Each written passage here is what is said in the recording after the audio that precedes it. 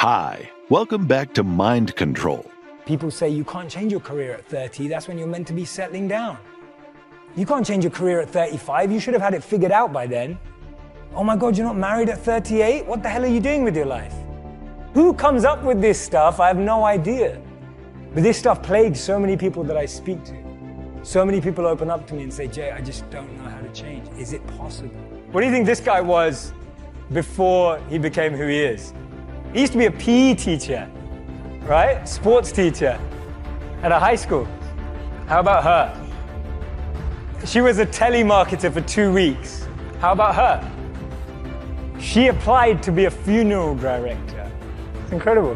What happens in society is that we're clouded by the noise of family expectations, the noise of our parents, the noise of our brothers and sisters' expectations. I grew up in a family where you could either be a doctor, a lawyer, or a failure, right? Those were my three options. Anything else would just count me as a failure. I would have failed. So basically I failed, right? I'm standing up here in front of you all as a failure. I lived as a monk for 3 years. I committed career suicide. I turned down 2 amazing corporate job offers when I graduated from business school. I shaved my hair, I wore robes, and lived out of a gym locker for 3 years. And I did that because I thought I was going to do something meaningful, help impact the world. And it was one of the best experiences of my life. But more than becoming a monk, what that trained me to do was drop out with the rules. People told me, if you come back in 3 years, you'll never get a job. They told me, if you become a monk, people are going to think you're weird forever. No girl's ever going to talk to you. People told me, they were like, well, when you come back to real life, like, will you even be able to talk English? And people were just really weirded out. I'm just like, okay, I think monks speak English. And there was so much different noise that I was hearing when I made that decision. And the funny thing is, from having not been a monk for 4 years now, I'm in one of the most incredible periods of my life that I could ever have asked for. And so much of that is based on the fact that I decided to do something different. So many of the times our expectations are driving us in a certain scenario. We focus so much on life in what we want to be as opposed to who we want to be. Because we've always been told that life and jobs and careers are like boxes and containers. There's only a finite number of options. There is no formula, there is no pattern. If you know what you're passionate about, if you know what you're good at, and you invest in that. People say follow your passions, I say forget that, invest in your passion. If you're passionate about something, go and become the best at it. Go and do a course on it. Go and learn from the best. Go and find a mentor who's going to make you incredible at that trait. Not only will you be criticized and grow, you'll be able to find new things about yourself that you never knew. Don't trade who you are for who you think the world needs, because the world needs you to be you, and I mean that. People ask me all the time, what is the secret to success? And I always tell them what the short version is, you got to have a 22-inch biceps. And you got to be able to kill predators with your bare hands. And of course, you got to have this charming Austrian accent. That's a given. The long version is that I actually always had 5 rules. You don't need to be a bodybuilding champion. You don't need to want to be an action hero or anything like that. If you want to excel in whatever you do, those rules are for you. So my first rule is find your vision and follow it. If you don't have a goal, if you don't have a vision, you just drift around. You're not going to be happy. I grew up after the Second World War. Austria, right along with Germany, lost the Second World War. There was, of course, depression. There was a terrible economic situation. I wanted to get out of there. I wanted to escape. And luckily, one day in school, I watched a documentary about America. I knew exactly that is where I wanted to end up. The question was just, how do I get there? How do I get to America? No one had the money to travel or anything. But one day I was fortunate enough to see a bodybuilding magazine. And on the cover was this very muscular guy. Mr. Universe becomes Hercules star. His name was Reg Park. I read the article as fast as I could, learning about how he grew up in Leeds in England, poor, and how he trained 5 hours a day, every single day, and trained and trained and trained, and then he finally became Mr. Great Britain. And then became Mr. Universe. And then he won a second Mr. Universe title and a third Mr. Universe title. And then all of a sudden he landed in Rome in Cinecittà doing Hercules movies. And as I read, I became more and more certain. I had that vision very clearly laid out, to be a champion on that same stage where he won the Mr. Universe. And then to move to America, then get into movies. From that moment on, everything that I did, no matter how hard I had to work, or how much I had to struggle, it didn't matter, because I knew what the purpose was, and I found my passion. Always discover your vision, and the rest will follow. Now my second rule is never ever think small. You have to go and shoot for the stars. I didn't just think about being in movies. No, I wanted to be a movie star. I wanted to have above the title billing. I wanted to become the highest paid entertainer. I basically wanted to be another John Wayne. What's wrong with that? Never think small, think big. My third rule is ignore the naysayers. I think it is natural that when you have a big vision and big dreams and you have big goals, that people are going to say around you, I don't think it can be done. I think it's impossible. I mean, it started right away when I was 15 years old and I became a bodybuilder. Right after that happened, I said, I want to be a world champion in bodybuilding. I want to be Mr. Universe. They immediately said, are you crazy? Bodybuilding is an American sport. Forget about it. It's nuts. And then when I wanted to go into show business, after I won 13 world championship titles in bodybuilding, I said, I want to be like Reg Park. I want to be a Hercules. I want to get into movies. Well, I tell you, when I met those agents and managers, their reaction was, oh, Arnold, that is so funny. You want to be what, a leading man? Oh, come on. I mean, look, first of all, let's start with your body. You're gigantic. You're like a monster. And then your accent, oh, it gives me the chills just listening to your German bullshit. Come on now. Have you ever seen an international movie star with a German accent? It doesn't happen. Forget about that. And then your name, what is it, Schwarzen, Schnitzel or something like that? People are going to storm the theater and the movie houses because Schwarzen Schnitzel is starring in a movie. Oh yeah, I can see that already. Imagine that. Everywhere I turned, they said, no, it won't happen, it's not going to happen, and forget about it. Luckily, I did not listen. I started taking acting classes, English classes, even accent removal classes.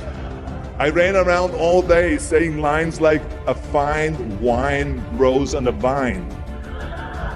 All of a sudden, I got a little break.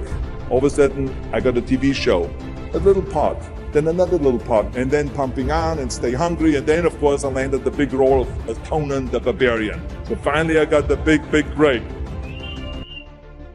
And you know what was so interesting about it was the director said at the press conference, if we wouldn't have had Schwarzenegger with those muscles, we would have had to build one. And then when I did Terminator, James Cameron said the I'll be back line became one of the most famous movie lines in history because of Arnold's crazy accent, because he sounded like a machine. So as you see, everything that the naysayers said was a liability became an asset. Ignore the naysayers. The fourth rule is work your ass off. You never want to fail because you didn't work hard enough. It doesn't matter in what area you're in. No pain, no gain. Listen, when I came to the United States, I remember that I trained 5 hours a day, every day, and I was managing a construction business, and I was a bricklayer, and I went to college also, and I took acting classes from 8 o'clock at night to 12 o'clock midnight. Every day I did that. Work your butt off. That's what I always believe. No matter what you do, work. My fifth and last rule is don't just take. Give something back. Tear down that mirror that makes you always look at yourself. And you will be able to look beyond that mirror, and you will see the millions and millions of people that need your help. And this is why I tried to take every opportunity that I could to give something back. I started training Special Olympians. I started after-school programs for the most vulnerable children, for inner city children, to make them be able to say no to drugs, no to gangs, and no to violence. We all can create change, whether it is in our neighborhood or in our local schools, because the bottom line is, it is up to us. Have a vision. Think big. Ignore the naysayers. Work your ass off and give back and change the world. Because if not us, who? If not now, when? Do you have the emotional maturity, the EQ, emotional quotient, to go through the highs and the lows of what it takes to be successful?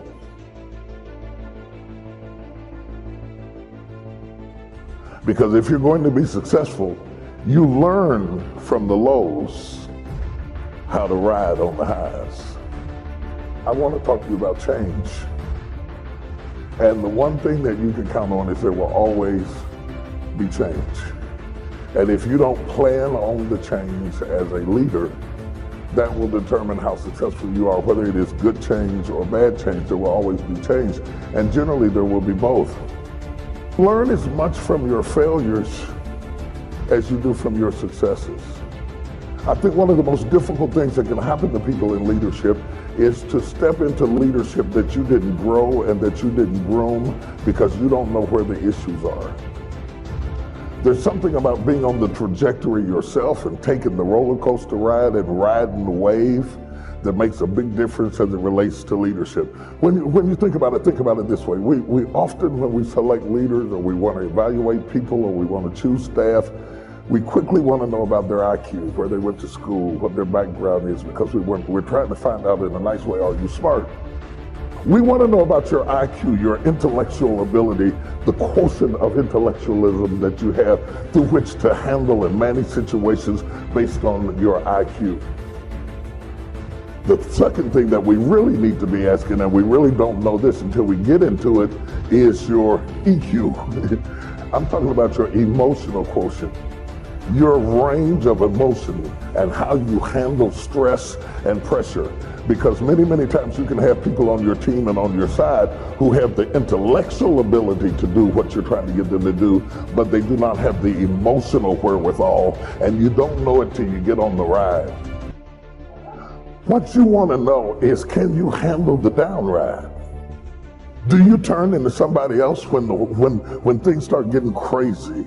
Do you have the emotional maturity, the EQ, emotional quotient, to go through the highs and the lows of what it takes to be successful?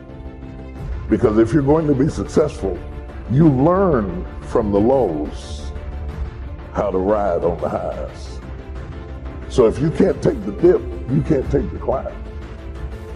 You have to have the emotional wherewithal to go on the journey and to be comfortable and to remain cool in a crisis.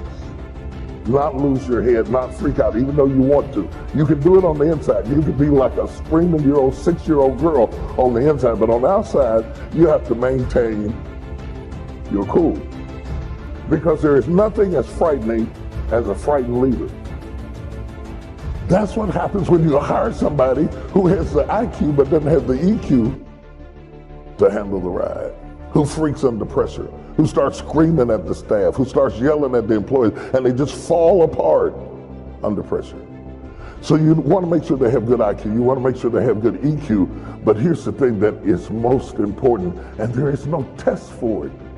They're AQ, and we never talk about AQ.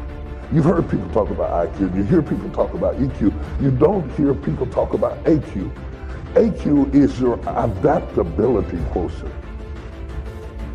Are you adaptable? How do you respond to change? And let me tell you, I'm not sure which is the most challenging, the ride up or the ride down. Because success can be just as daunting as failure is. It can throw you off kilter. If you can't adapt quickly enough to it, you will lose it. You can have more opportunities than you have infrastructure. A blessing isn't a blessing if you can't handle it. So do you have the adaptability in your plan for what you're getting ready to do next? Do you have the ability to adapt to better, worse, richer, poor, sickness, health? You could be praying to win something that you can't handle if you get it. If you hire people for where you are, you wasted money if they can't go where you're going. Are you following what I'm saying? So you have to have that adaptability to be able to transition from one state into the next. And when the thing gets rough and it gets tough, what you need as a leader and as a thinker is not just the success to get there, but the success to stay there, sustainability. Most people in a session like this lack sustainability. They're like dogs chasing cars. And maybe the dog gets lucky and catches a car at a red light or something like that, but there's one thing that the dog never considered. I can't drive. You might be chasing after something that you can't run. It's not just about getting there, it's sustainability after you get there. But can you run it after you get it? What gives people comfort in leadership is when there is a commitment to stability in the midst of fluctuations. So the whole issue, the only thing that should be stable in your ride to success is you. And if you're not a person who can be stable in the ride, you shouldn't get in the car. The best thing to do with bad news is to deliver a clear, accurate, concise message. Clear messaging creates clear expectation, which avoids disappointment. People can handle bad news if they can trust your message. This is what happened. This is how we're going to handle it, and we are sorry. It is not what happens to you that matters, it is how you handle it. Stress is an indicator. It's a benefit, it's a favor. It lets you know you're at your limits. It does not mean that you cannot do it, but it does mean you have to change something. Anytime there is stress, you have to change structure or strategy. Whenever I am stressed out, it is an indication that I don't have the strategy or the structure for where I'm at, and that stress is a warning bell that you need to reboot, recalibrate, and either change your structure or your strategy for what's about to happen in your life. And I want you to think, since you're probably going to be working with limited people, you got big dreams but limited budget, and you've got a lot of people, a small amount of people to handle. Are they tough enough? Do they have the structure to handle the stress of winning? If you build a life that never says you won, all you're going to end up with is tired. Okay, so make this note. The future's where we're going. You know, the past is where we've been, the present is where we are, and the future is where we're going.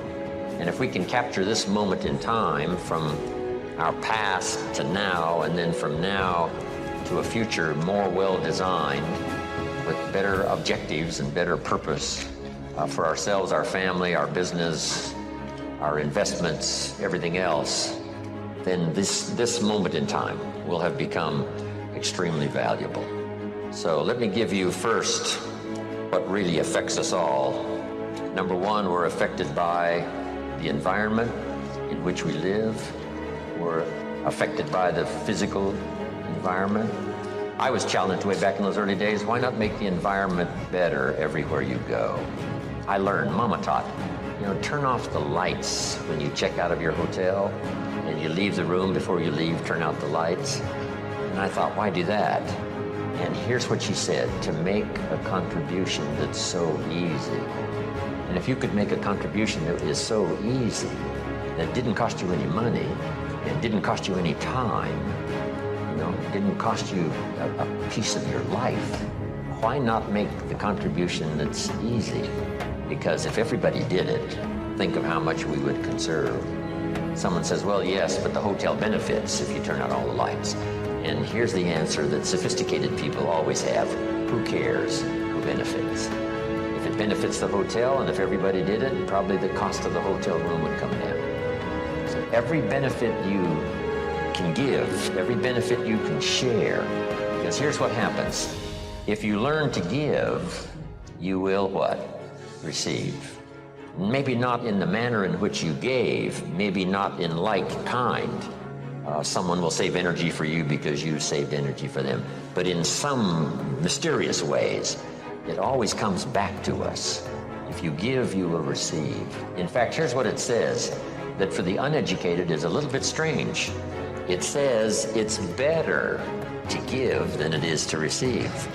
Now see, if you didn't understand, you would say, that doesn't quite make sense.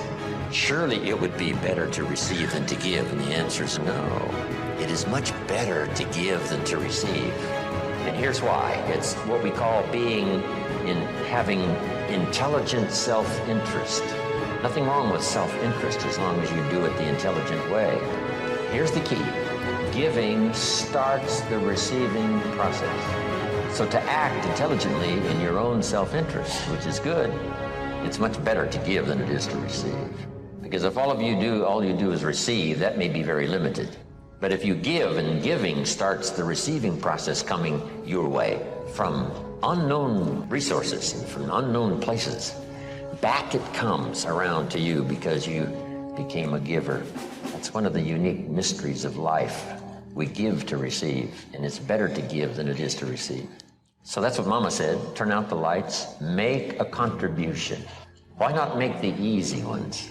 It raises your self-esteem, plus your self-respect, that you do things that the average person doesn't do. Maybe if they were taught, they would. Maybe if somebody mentioned it, they would. But it's easy for most everybody to just go on their way, and if they're not interrupted by a good idea that says, hey, it's so easy to make a contribution, this one would be easy. Turn out the lights when you leave the hotel room and make a contribution. Next is the phrase, in terms of environment, always leave something better than you found it. I talked to a man one time who rented out of apartments. And he said, Mr. Rohn, you wouldn't believe it, but when somebody rents an apartment, they usually leave it worse than when they rented it. I said, you've got to be kidding. He said, no. A high percentage of people leave it trashed. If they stay 6 months or stay 1 year, they leave it trashed. Why would anyone do that? Mama said to me, no, leave it what? Better than you found it. See, that's just a commitment to your own self-esteem. And why not do it if it makes a contribution to your self-esteem? It's called intelligent self-interest. Self-interest says, I wish to be ruler over many. And intelligent self-interest says, I understand how to do that. Be faithful when the amounts are small. If you'll take care of the few, we will someday give you a position of very high importance over many. But if you don't be disciplined when the amounts are small, why would we trust you when the amounts are large? Why would life give you a fortune to manage if you couldn't manage the gifts of a few? Interesting philosophy to consider. Your own self-interest. Leave the contribution. Doing things that most people don't do. If everybody did it, what a different country we would have. But it doesn't really matter. You say, well, if everybody's going to do it, why shouldn't I do it? And the answer is for your own dignity and for your own self-esteem. You do things that most other people allow themselves to do that you don't do. So when I talk about the environment, now we're affected by the political environment and the social environment, and we're affected by the economy environment. All of us are persuaded in one way or another to live like we live. Here's a good word to jot down, association. Be very careful of your associations. Here's what we've discovered. People that are around people that spend all they make, chances are excellent, what? They spend all they make. It's just part of that association. Once you're sort of in it, you sort of do what everyone else does. So here's the key to association. Number one is limited association. Some people you can spend, a few hours with, but not a few days. Some you can spend a few days, but not a lifetime. Some you can spend a little time, but not a lot of time. Limit your associations because of the influence. All of us have to be around people, that have a variety of their own, beliefs and what they do that influences us or is there. It's in our presence wherever we go. But here's the whole key. Some of it's limited association. Here's the next one. This one is kind of severe, and that is discontinue association. Sometimes you have to say in an association, is it causing me more harm than good?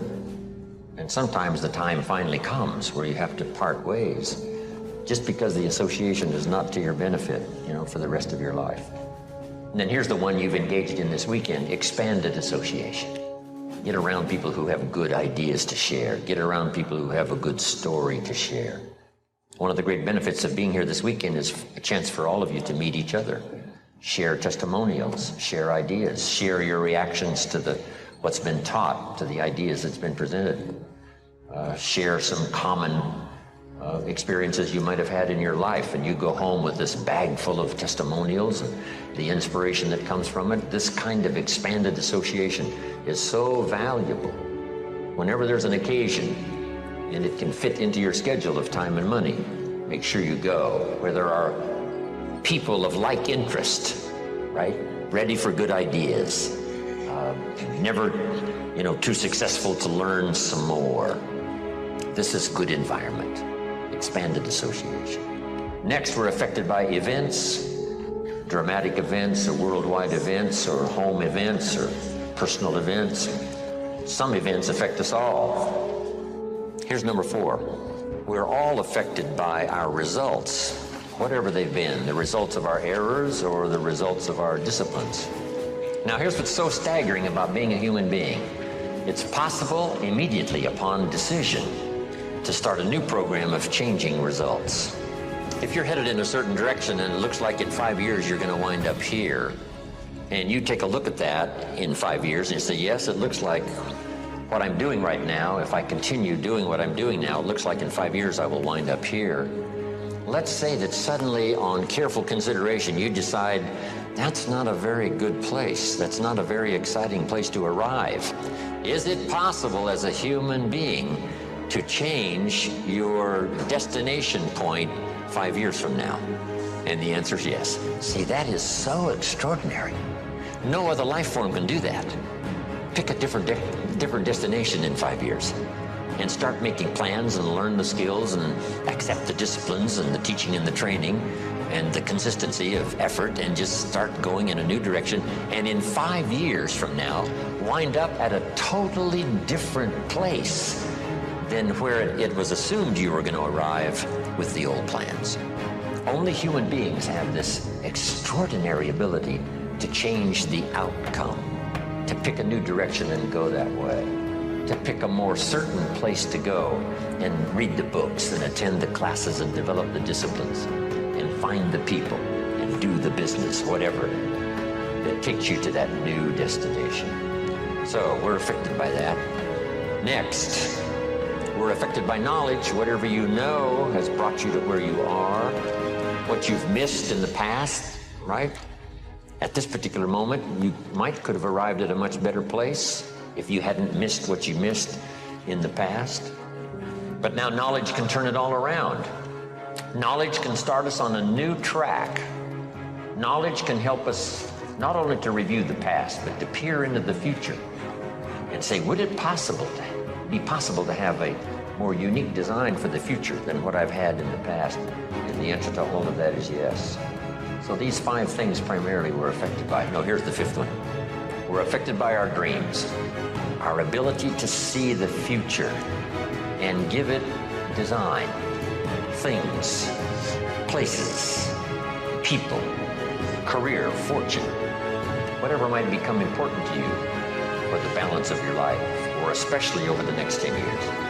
It's possible to reach into the future personally. Now, most of the time we don't do it. Here's why we don't really reach into the future. We're trapped either by regret of the past or the routine of the present.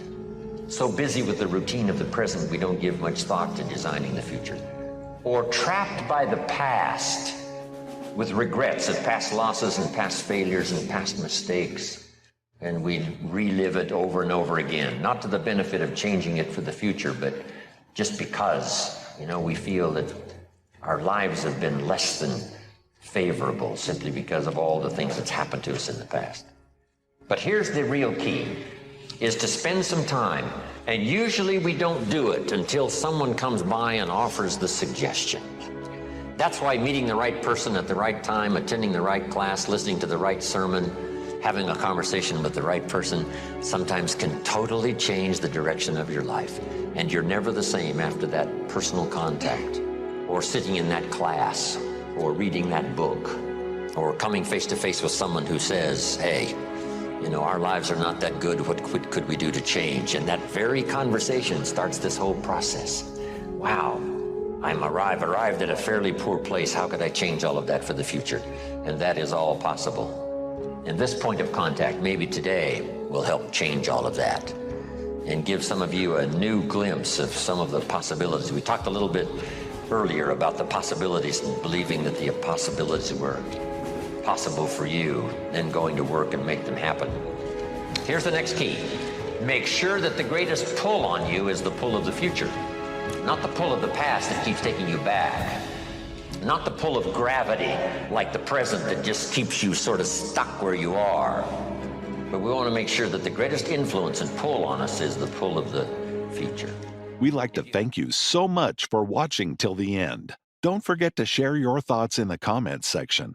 Please also like, subscribe, and share this video with your friends and families. Please watch our other motivational videos. Thank you again. Goals are major to a genuinely success-oriented person. Without them, you're just playing around.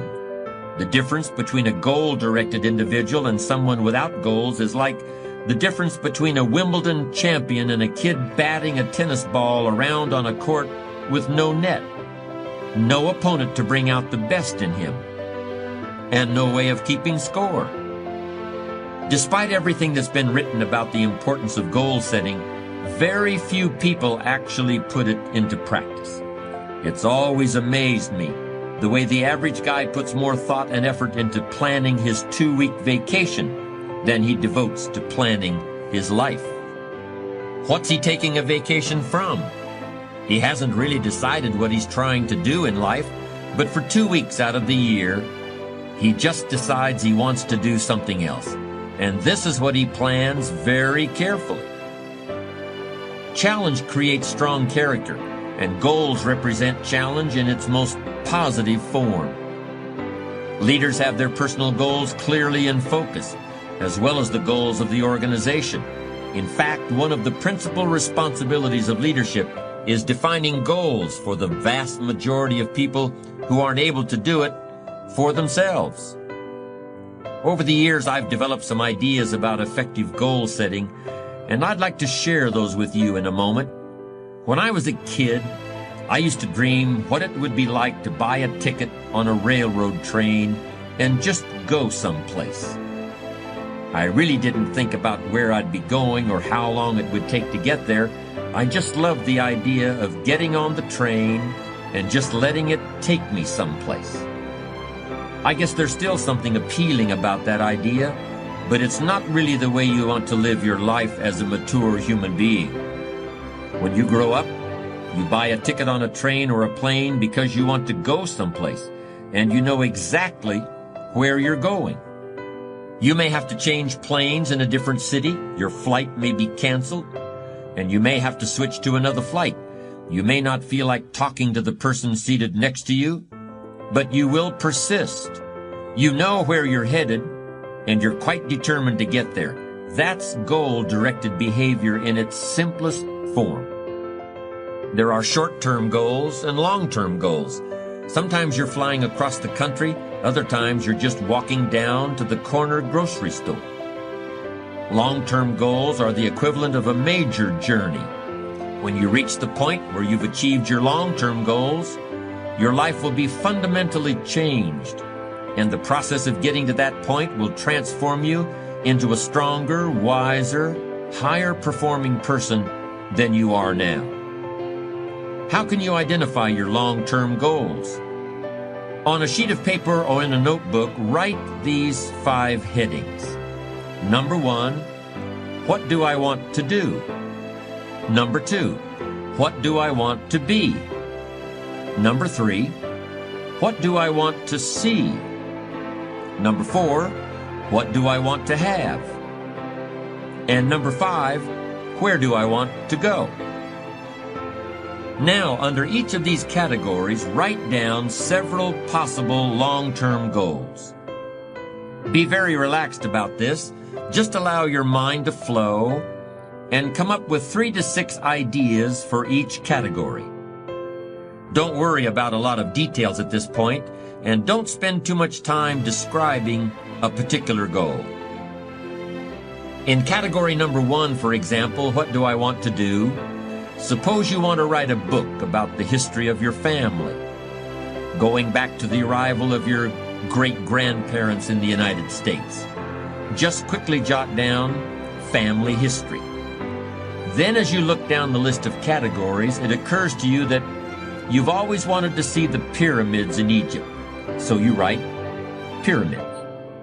Keep writing down ideas as long as the list of categories continues to inspire you. You'll probably be surprised at some of the things that turn up. You may have kept a great many desires and aspirations hidden in the back of your mind, but the opportunity to write them down will move them to the forefront of your consciousness. That's one of the benefits of this technique. When you're satisfied with your list of long-term goals, read through the list once again. Then, beside each item, write the number of years that you believe it will take you to achieve that particular goal. It's best to round off the numbers into 1 year, 3 year, 5 year, 10-year categories. For example, you may estimate that it will take you 10 years to research and write the book on your family history. But you'll need only 5 years to get yourself into a position where you can take a trip to the pyramids. Create a time frame like this for every one of your long-term goals. Immediate goals, those that will take less than a year to achieve, are important too, of course, and we'll deal with those separately in a moment. When you're finished entering your time frames, there should be a fairly balanced distribution of all your goals. If there are many 1- and 3-year objectives, but only a few in the 10-year category, maybe you need to think more about what you really want your life to add up to. What kind of life you really want to build over the long run. But if there's a preponderance of 10-year goals, and relatively few of the shorter-term variety, this may be an indication that you're putting things off, that you're focused too much on where you'll be at the end of the day and not enough on what you can accomplish right now. Keep working on your list, adding and subtracting goals with various time frames until you've created a more or less even distribution. Now comes the really challenging and interesting part. So far, you've just been adding things to the list, but now it's time to start making some selections. Now you're going to start asking yourself, what's really important compared to what might just be sort of fun? Choose 4 goals from each of the 4 time frames, 1 year, 3 year, 5 year, and 10 year. Now you have 16 separate goals. So far, you've only referred to them in shorthand fashion. But now you're going to start seeing them very, very clearly in your mind's eye. You're going to see each goal just as if it were being realized this very minute. And you're going to write down a detailed description of exactly what you see.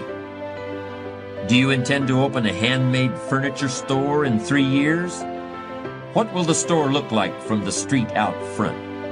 Will there be gold leaf lettering on the windows? Or will there be a sign hanging over the door instead? How many square feet will the store contain? Will there be a showroom area for the furniture in front and a workspace in back? Or will the furniture be built at a different location? Do you intend to have any employees, or will you run the business entirely by yourself? Think of all the questions that need to be answered in order to see your goal with absolute clarity. And then write the information down in a notebook or on a piece of paper. That will become one of your most important personal possessions. But that's not all. Any goal is a powerful motivator only if there's a powerful reason behind it. Why do you want to achieve your goals? Why do you want to own a handmade furniture store, or a private airplane, or a newspaper in a small town in Vermont? Why do you want to compete in a triathlon, or visit the Australian outback, or be the first woman in your family to earn a PhD? Write down your reasons for wanting each goal in the same degree of detail that you use to write your descriptions. If you can't find a clear and convincing reason for each of your 16 goals, do some serious reevaluating. You may have more whims or pipe dreams than real goals, and now is the time to make that discovery. Keep working on your list until you have 16 clearly envisioned, strongly motivating, long-term goals. Review what you've written at times, and keep track of your progress toward these objectives. Above all, persevere. Goal setting is a very important first step, but goal achievement is a continuous, lifelong process. That's what makes it so challenging. That's also why it's so extremely rewarding to finally attain your long-term goals. With regard to immediate goals, those that require anywhere from a day to a year to achieve, I recommend creating lots of objectives that can be accomplished in a month or less. Write them down. Read what you've written at frequent intervals. Keep track of your progress. And do something often that brings you closer to realizing these very short-term objectives. That way, you'll always have something to celebrate. These goals are not only important in their own right, they're also confidence builders and motivators toward a lifestyle based on perseverance and achievement.